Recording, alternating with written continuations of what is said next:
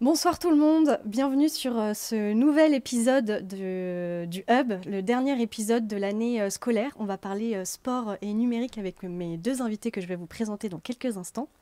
On va voir notamment avec l'avènement des objets connectés depuis maintenant plusieurs années, plus les Jeux olympiques et les Jeux paralympiques qui arrivent à grands pas cet été, comment le numérique a transformé le monde du sport. On va voir aussi qu'il y a eu différents programmes de recherche qui ont été menés dans l'objectif justement des JO, dont Science 2024 et dont Michael, ici présent, en fait partie. On en parlera aussi tout à l'heure. Et ces programmes de recherche ont été créés dans l'objectif de doubler le nombre de médailles d'or de la France grâce à la science. Du coup, pour parler de tout ça, mes deux invités sont Michael Ta et David Simbana. Bonjour Michael, bonjour David. Oui, c'est ça, bonjour Michael, bonjour David, faut pas que j'inverse. Ça va ? Très bien. Très bien. Je vous propose que vous vous présentiez en quelques mots. Michael, tu veux commencer ? Alors bonsoir à tous, donc je suis Michael et donc aujourd'hui ingénieur en système robotique et drone, alumni de l'EFRE Paris, promo 2022 et aujourd'hui je suis à ma deuxième année de thèse, oui c'est ça, il me reste 1 an et demi. Donc à l'EFRE Paris, en partenariat avec la Fédération française de natation dans le cadre de Science 2024, qu'on va parler tout à l'heure. Et donc, mon sujet, globalement, c'est sur la localisation des nageurs dans le but d'optimiser leur entraînement. Tu savais que tu allais faire de la recherche juste après les frais ou pas ? 2 mois avant de commencer ma thèse, oui. Heureusement, parce que... Oui, voilà, donc c'était... Oui. Je ne savais pas avant, à la M2, j'ai commencé à m'interroger de ce que je voulais faire. Et puis, voilà, j'ai découvert le monde de la recherche qui était un monde assez nouveau à mon époque. Et voilà, je suis parti, paf. Pour le meilleur et pour le pire ou pas ? Est-ce qu'il y a du pire dans Il y a du pire. Ouais, ok. Mais Bon, il y a aussi du meilleur. Donc, je suis quand même content d'être ici, si jamais mes maîtres de thèse me regardent. Vas-y, on en parlera tout à l'heure. Et du coup, David, je te laisse te présenter. Donc, bonjour, moi c'est David Simbana. Je suis sport et data scientist auprès du CREPS, donc c'est le Centre de ressources, expertise et performances sportives, ici en Île-de-France. Et je suis aussi, conseiller au niveau de performance pour la MRP, donc la Maison régionale de la performance en Île-de-France. Donc, bon, c'est l'écosystème sportif, on pourra un peu en parler un petit peu, c'est quoi les missions. Mais moi, j'ai fait aussi une thèse en natation et j'ai travaillé à la Fédération de natation pendant un moment, ouais. Ok, t'as fait une thèse en natation, du coup, juste après tes études aussi ? Ouais, c'est ça, moi, plutôt un background en ESTAPS. Et du coup, après, une thèse en ESTAPS. Et c'était quoi le sujet ? C'était l'utilisation des capteurs en natation. Donc, c'était un peu les centrales inertielles. Donc, peut-être on aura le temps de discuter peut-être dans les questions. Bah ouais, carrément. Bah, ça se trouve, après l'émission, il va t'interviewer, il va te demander de participer à sa thèse. Hein. C'est ça. On va faire une collaboration, un article scientifique ensemble. Voilà. Bingo. Allez, c'est parti. Eh ben, très bien. Bah, je vous propose, de commencer. C'est parti. Jingle, s'il vous plaît.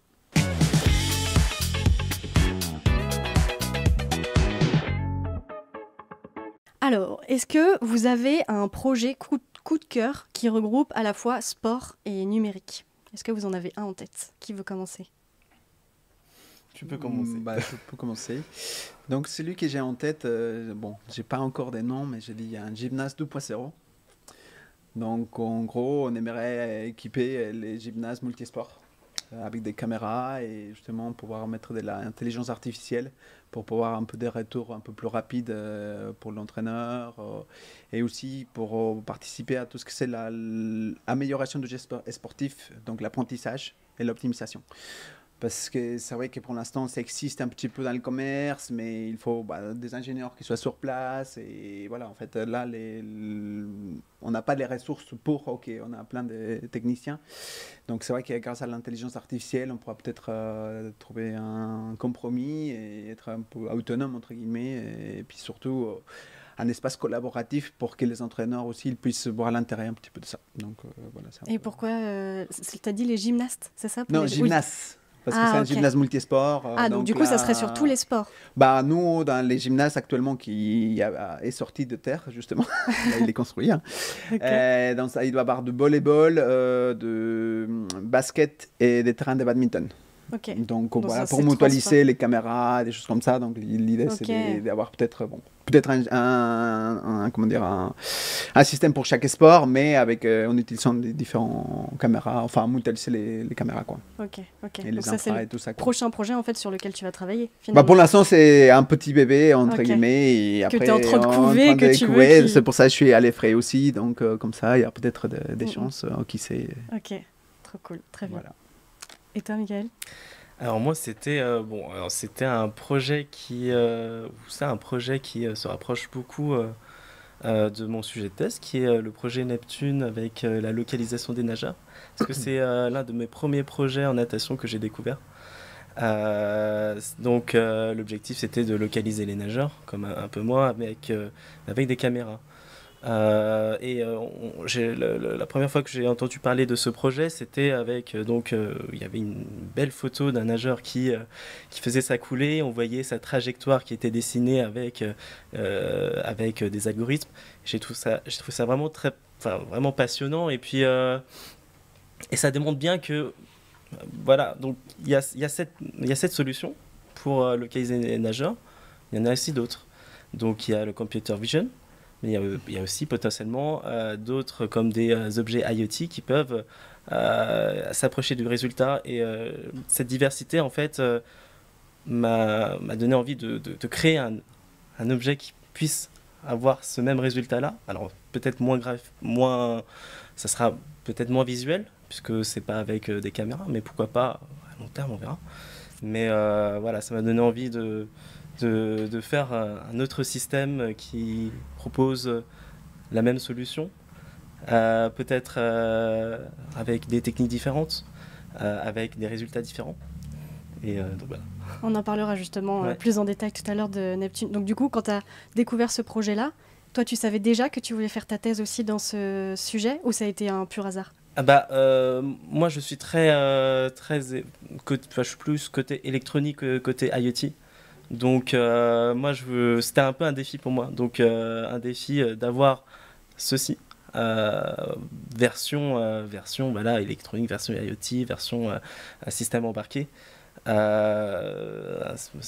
vraiment un très grand défi, mais qui m'a un peu challengé. Donc, non, je ne savais pas que j'allais faire ça. Voilà, c'est en me renseignant sur le sujet que j'ai découvert un peu les Ouais, t'as creusé. technologies qui existent pour avoir ce résultat-là, donc de localisation. Ok. Et bon, on verra tout ça tout à l'heure. Là, on va commencer par parler des objets connectés qu'on ne présente plus. Hein. Ils ont été très largement démocratisés ces dernières années, dans le domaine du sport notamment. On va parler des montres connectées qui représentent pas moins à peu près de 35 milliards de dollars des dépenses mondiales de 2021. Si on met le petit asset qui va bien, le petit graphe, s'il vous plaît en régie, merci. Donc selon Statista, alors j'ai vu ce graphe-là, j'ai additionné, quand je dis là à peu près environ 35, c'est parce que j'ai additionné montre intelligente. Dites-moi si vous savez faire la différence.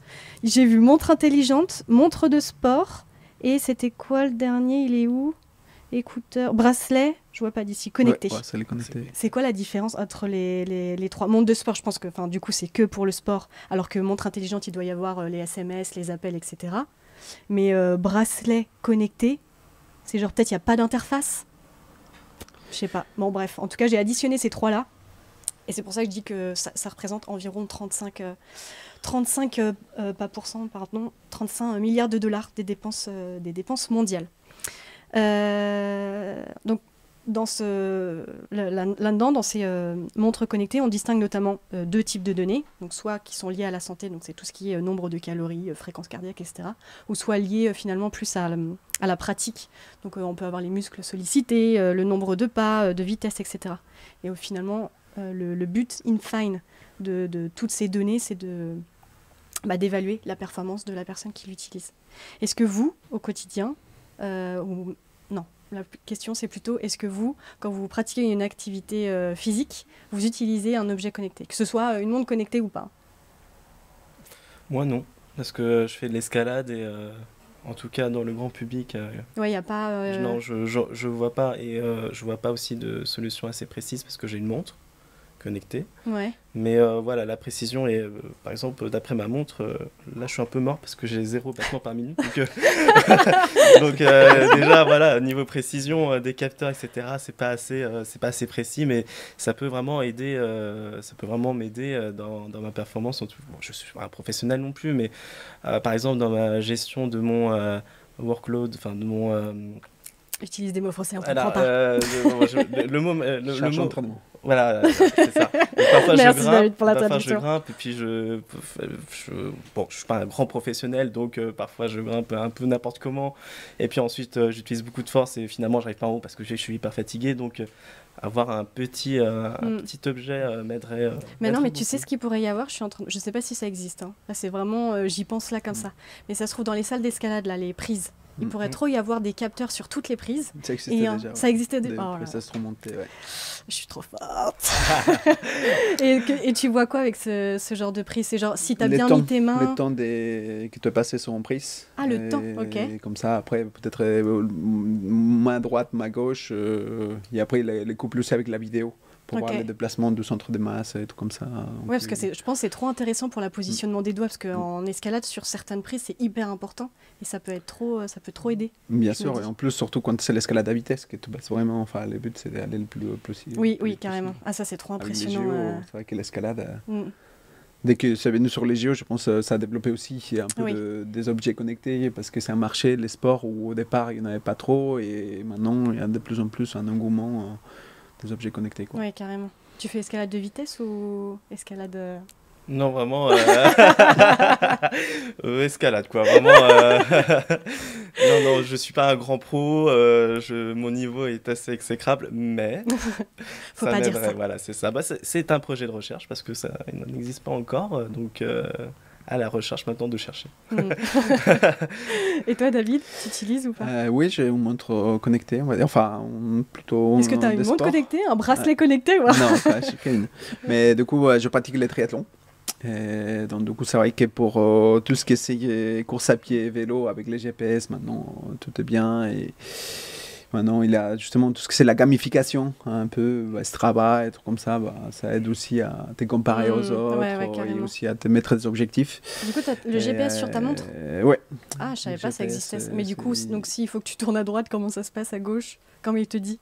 Non, mais maintenant ils ont même des cartes à l'intérieur de la montre, donc c'est un peu, ça peut vibrer quand il faut aller à droite ou à gauche. Bon, c'est pas très grand, mais ça fait l'affaire. Mais aussi c'est pour avoir ta vitesse moyenne et puis enfin pour voir un petit peu ton allure, ton pacing et des choses comme ça.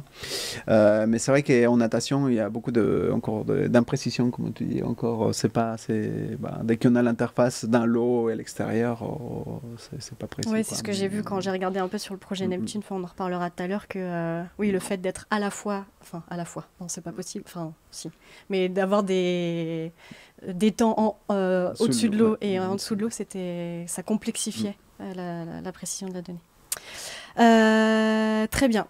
Donc là, on a parlé des montres connectées notamment, donc des objets connectés de manière générale, mais il y a aussi dans les objets connectés les équipements de sport connectés, puisqu'on parle de sport.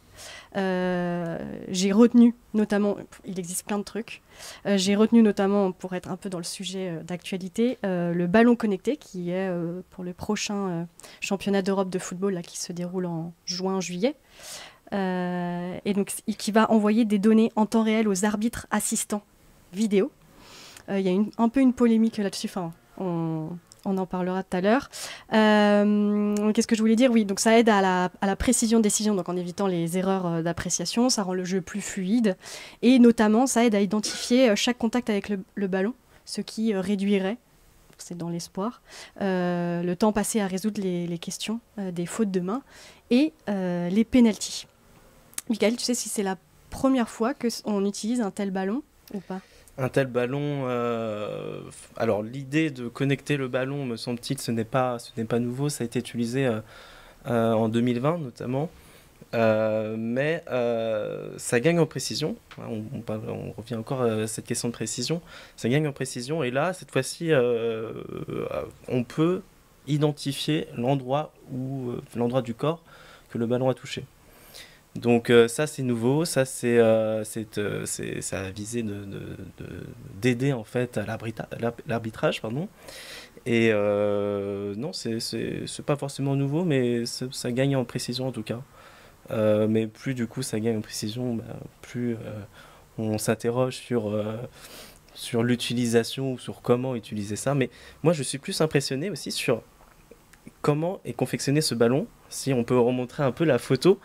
Alors, confectionner un ballon, c'est pas du tout facile, mais mettre des choses à l'intérieur, c'est encore plus difficile, notamment l'électronique.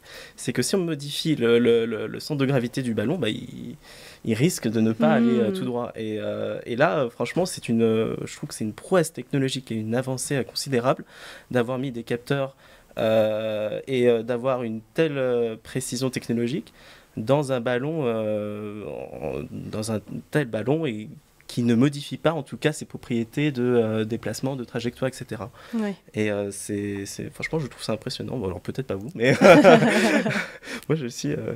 T'en as entendu parler de ce ballon-là, David? Oui, j'ai entendu un peu sur les réseaux, et puis je crois que c'est Adidas qui l'a confectionné. Mémoire, je crois ils ont appelé les Foots. J'ai pas retenu. À mort pour les foot, quoi. Oui, c'est ça. Mais c'est vrai qu'en fait, au-delà des arbitres, des trucs comme ça, on voit de plus en plus tous ces types de métriques qui pourront apporter pour que les spectateurs ils puissent aussi avoir des données en temps réel. Et comme on dit, on va plus vite. Donc je pense que c'est très bien d'avoir des données pour après enrichir un peu les débats ou des choses comme ça. Oui. Donc non, je pense que oui, ce que je suis en train de me dire, c'est qu'en fait, là, pour le coup, c'est la donnée plus au service du jeu de manière générale, alors que après, là, sur tous les sujets qu'on va amener, c'est la donnée au service du collectif ou du sportif individuel. Là, on est vraiment sur le jeu, quoi. C'est pour ça que je veux dire, les castings, enfin, pour tout, quoi. Tout ce qui est médias, des choses comme ça. Mais... Ouais. Bon, après, il en existe plein d'autres. On aurait pu franchement passer énormément de temps sur cette partie-là. Il y a des raquettes connectées, j'ai vu, il y avait même des prothèses dentaires pour le rugby, pour éviter les commotions. Pour éviter les commotions cérébrales. Et je crois que c'est... vous savez, c'est quoi le nom du club de rugby de Clermont? La CRM je sais plus si je l'ai... L'ASM, je l'avais noté. L'ASM Clermont. Bon, bref. Donc, il y a plein de trucs. Mais le numérique, dans le sport, il ne se matérialise pas uniquement au travers des objets connectés, puisque depuis plusieurs années, on voit des métiers émergents dans le sport, je précise, comme les data science et data analystes. Et du coup, on appelle ça le sport analytique. Et alors, c'est marrant, je ne savais pas que... Parce que... comme on a été à l'EFRAY, on connaît tout ce qui est data analytique, etc. Mais alors, que le sport s'y est mis aussi, je ne savais pas. Donc, l'idée, c'est pareil, c'est toujours de faire parler la donnée. Mais cette fois-ci, c'est pour aider les athlètes soit à améliorer leur performance, à prévenir les blessures, à optimiser la récupération, bref. Donc, il y a plein de sujets intéressants sur le sujet. Et Michael, quand on a discuté ensemble, tu as dit une phrase que j'ai beaucoup aimée pour expliquer la recherche, puisque c'est le domaine dans lequel tu travailles en ce moment. Et tu m'avais dit, peut-on dire... à partir des choses qui existent, tu découvres des choses qui n'existent pas. Oui, c'est ça. À partir des choses qui existent, tu découvres des choses qui n'existent pas. Et donc ça, tu parlais de la recherche. Et moi, je me suis demandé, est-ce qu'on peut dire la même chose de l'analyse de données? Est-ce qu'on peut dire la même chose de l'analyse de données? En tout cas, l'analyse de données est une conséquence des produits en tout cas, qui sont nés de l'innovation. Oui, on peut faire un lien en tout cas sur ça. Mais oui, en tout cas, il en faut des data scientists, c'est-à-dire que on a des données et maintenant il faut traduire ces données-là. Il faut des Google Traductions. Ces Google Traductions, ce sont ces data scientists, data analysts, etc. C'est-à-dire que maintenant qu'on a une donnée brute, il faut faire des courbes, etc. Et ensuite, autre étape, c'est de le donner ensuite aux entraîneurs. Tu le confirmeras, on donne une fois qu'on a analysé ces données, on donne ces données analysées à des entraîneurs qui vont eux-mêmes analyser ces données et qui vont ensuite prendre des décisions, des décisions au niveau comment ils vont les entraîner, comment ils vont les guider, etc. Bon, c'est en tout cas une étape nécessaire, oui, le data scientist, en tout cas le travail de l'ingénieur est vraiment ancré maintenant dans le domaine sportif. Et du coup, est-ce que l'analyse de données dans le sport, elle est finalement plus pour... parce que de ce que je comprends, en fait, c'est l'entraîneur qui va utiliser ces données-là après pour mieux entraîner le sportif qui l'entraîne. Donc du coup, en fait, le sportif directement ne va pas utiliser ces données. Il y a toujours cet intermédiaire de l'entraîneur. Ça dépend des sports, après, je pense. Parce qu'en fait, sur des sports comme le cyclisme ou les triathlons, où les personnes, enfin les sportifs, ils sont un peu toujours été habitués à avoir des données, ils l'utilisent eux-mêmes. Mais c'est vrai que quand on dépend un peu d'un entraîneur, c'est plutôt l'entraîneur qui fait le plein d'entraînement, ou voilà quoi. Mais c'est vrai qu'en cyclisme, ça fait longtemps, les capteurs SRM, qui en fait ils utilisent tout le temps pour voir la puissance développée, et des choses comme ça quoi.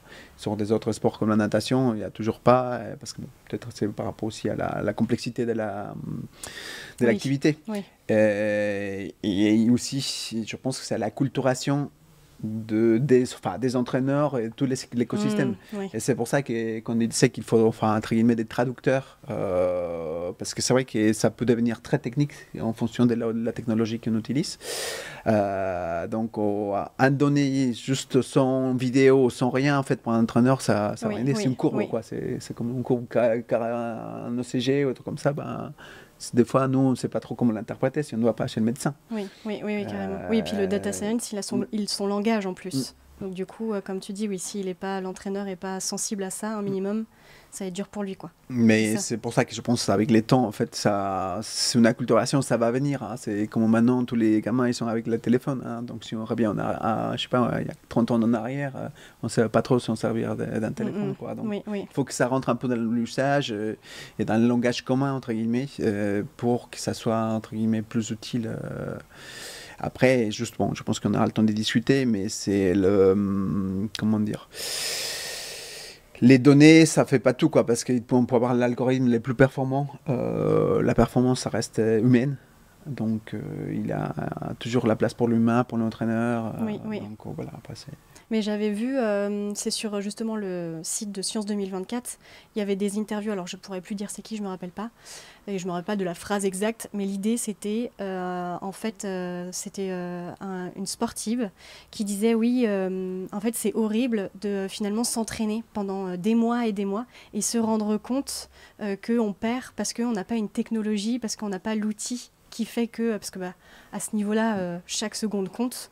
Et du coup, je trouvais ça hyper intéressant par rapport à ce que tu viens de dire, cette notion de il faut être quand même à jour en termes de techno, parce que ça peut faire la diff. Et c'est pour ça que je pense que c'est un métier d'entraîneur très difficile. Enfin, le métier d'entraîneur, il est très difficile. Parce qu'en fait, avant, il faisait tout. Il était le préparateur physique, il était le préparateur mental, et c'est lui qui utilisait les outils technologiques. Et donc, en fait, on ne peut pas être expert partout.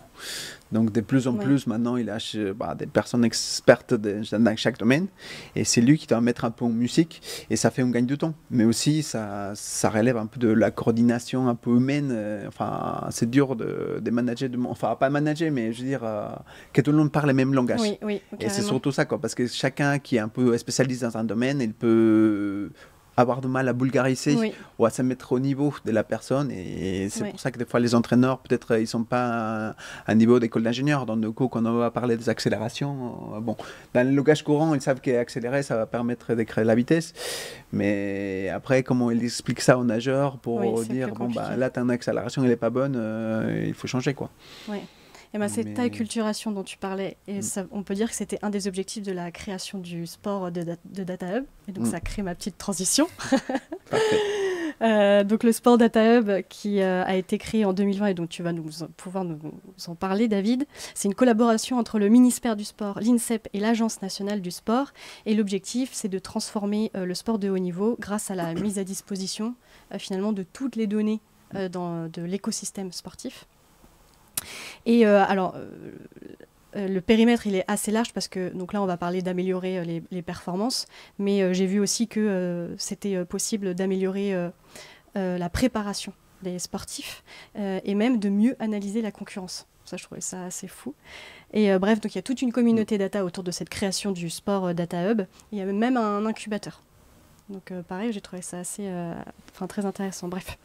David, est-ce que tu peux nous dire comment, est-ce que tu as un cas concret en tête, comment le Sport Data Hub il aide concrètement à améliorer les performances d'un sportif d'un haut niveau? De haut niveau, est-ce que tu as un exemple?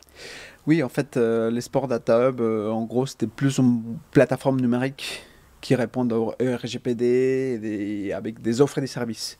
Et en fait, cette offre et des services est la destination des fédérations, des athlètes, des instances sportives. Donc, on fait là tellement d'acteurs, donc il y a différentes applications, différentes offres qui peuvent être possibles. Et donc là, on peut dire en concret, là, on a un AMS, donc un Athlete Management System, ça a été développé par l'INSEP. En partenariat avec une autre entreprise pour avoir, on l'appelle l'athlète 360. Athlète 360. Okay. Donc en gros, c'est un questionnaire matin qu'on appelle. Donc les sportifs tous les matins, il va répondre, il dire comment à quelle heure il s'est couché. Donc on va calculer le sommeil. Est-ce que je me sens bien ce matin? Je suis motivé. Est-ce que j'ai des courbatures? Donc avec un petit bonhomme, on peut voir si j'ai mal là, j'ai mal là. Donc comme ça, on fera un suivi un petit peu longitudinal.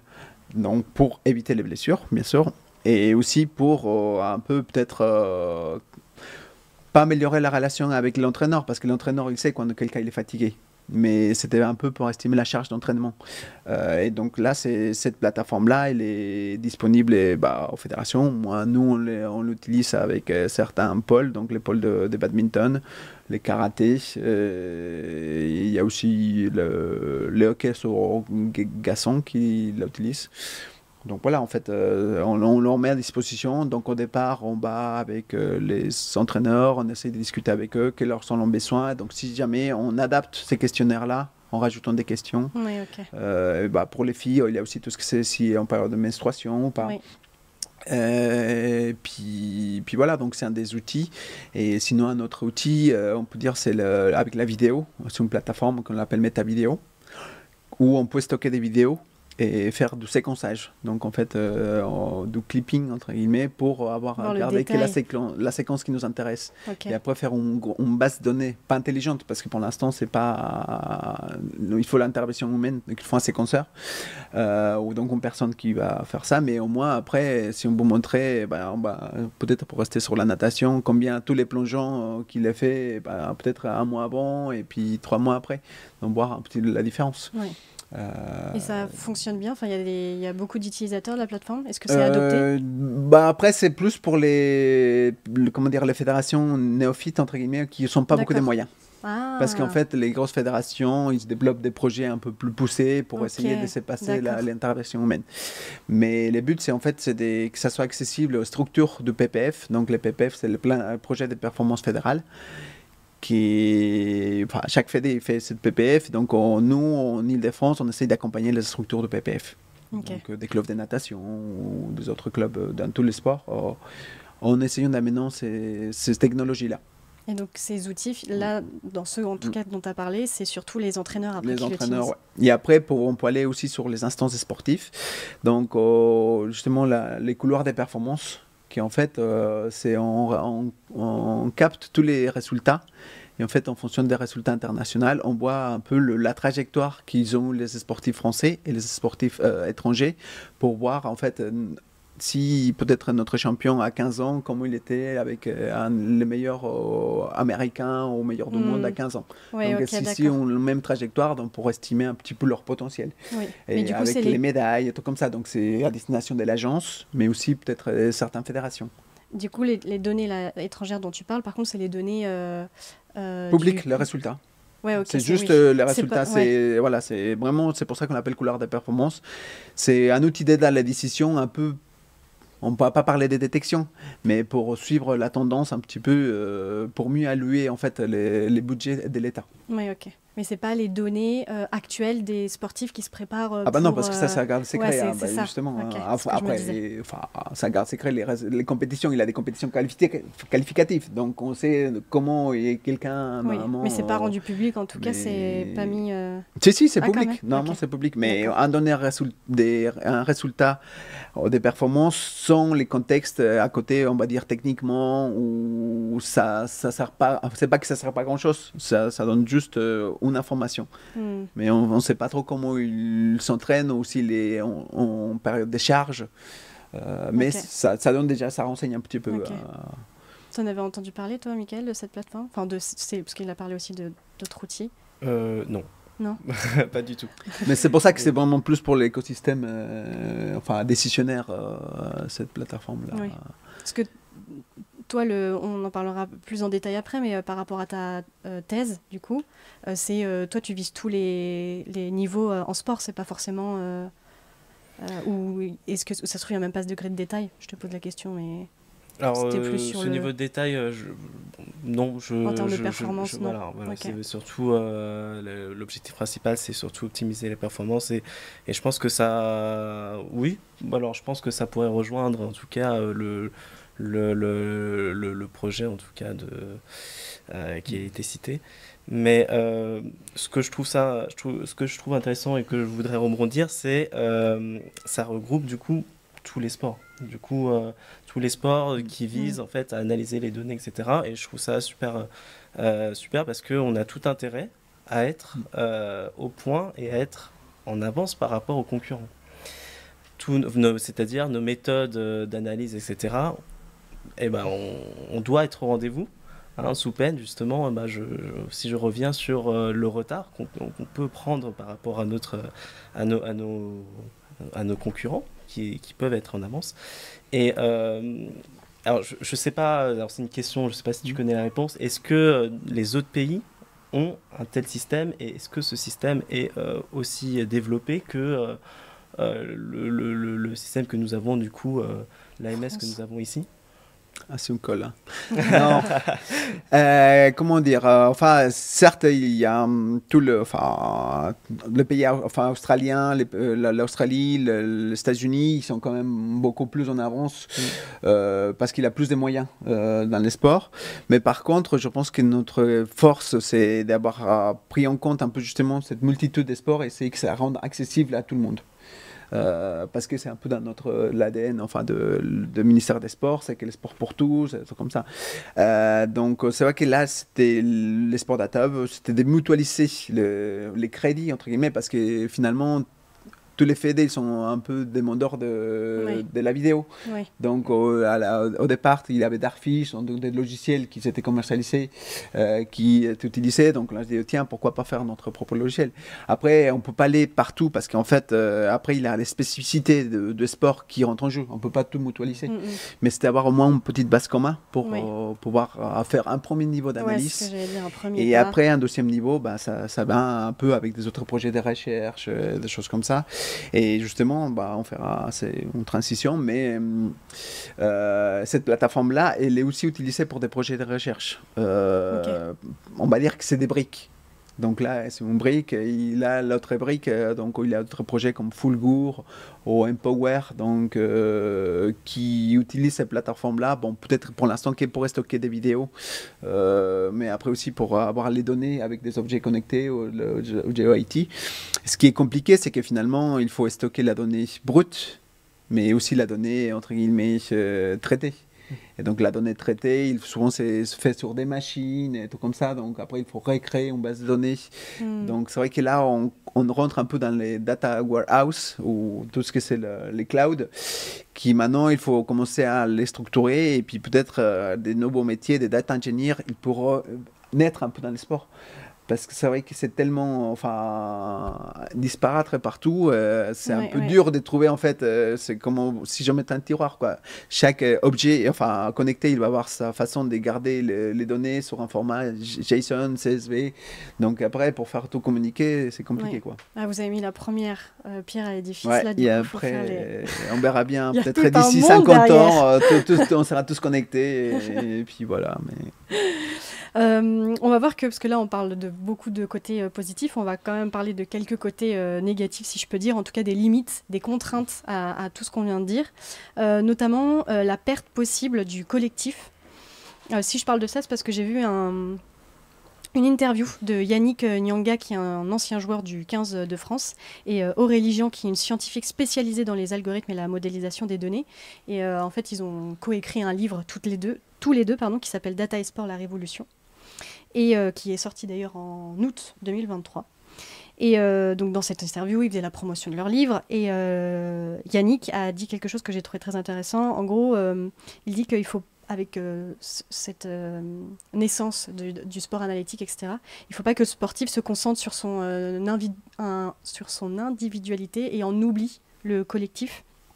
Et il dit même, tout ceci n'est qu'une aide, la data n'est qu'un retour de ce qui a été fait, et il ne faut pas non plus que les données remplacent un entraîneur. Et c'est vrai qu'il y a cette... hier, tu m'as partagé une vidéo dans laquelle justement on parlait encore de cette peur que l'analytique remplace un entraîneur. David, t'en penses quoi? Je pense que l'entraîneur ne sera jamais remplacé. Parce que même si en fait on peut avoir ce qu'on essaie de reproduire avec un objet connecté, c'est un entraîneur virtuel, entre guillemets. Mais pour moi, la performance, elle est aussi humaine. Enfin, il faut être en contact quand même. On ne peut pas faire 100% confiance en machine, quoi, ou en algorithme. Parce qu'il a le côté motivation aussi, en fait. L'entraîneur, il va adapter aussi, en fait, en fonction de l'état des formes.